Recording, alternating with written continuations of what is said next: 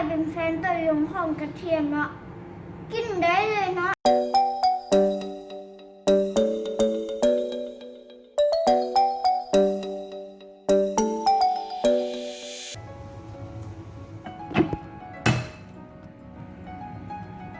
เอา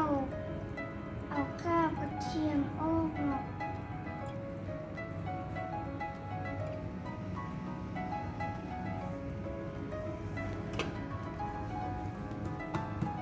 จะเฮ็ดให้มันเป็นมันเนาะดีแล้วนะ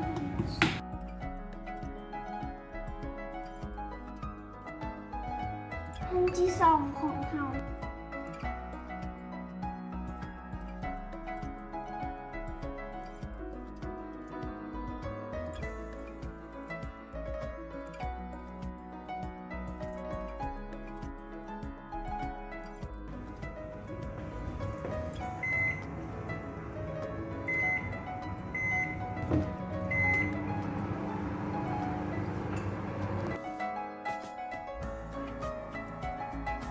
ห้ามผสมเดี๋ยวเรามาซิมตัวอันนี้ก่อนว่ามันเซฟหรือเปล่า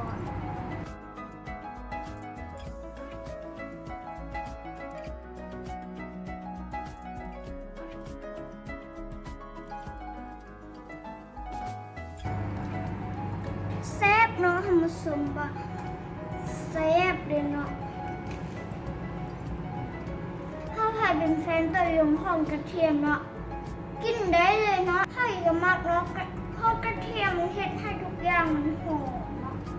ดีต่อสุขภาพเนาะกระเทียมนะตัวบางคนกับมักนะบางคนก็ไม่ค่อยกินถ้าอร่อยเนาะผสมถ้าผู้ใดเนาะอยากกินเนาะก็สามารถไปเฮ็ดได้เลยเนาะเพราะว่า